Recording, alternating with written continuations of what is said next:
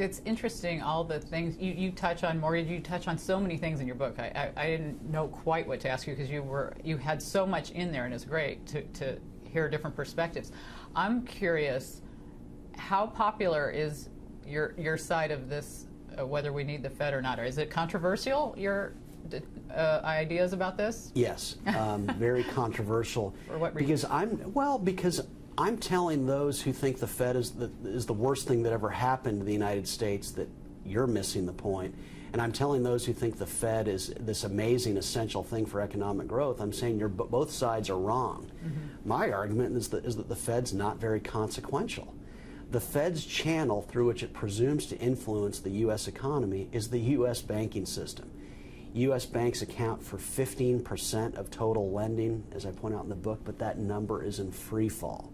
And it's in free fall because banks are so overregulated today, they just are not competitive, dynamic sources of credit.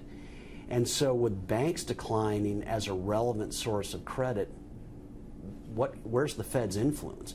My take is that, of course, we should end the Fed. It serves no useful purpose. But even if we don't, market forces are ending the Fed for us. It just doesn't matter nearly as much as people think. And that's controversial because both sides say it's either awful or essential. And how long do you think we have before the Fed is gone then? My belief is that it will never be gone. And there's a reason for that.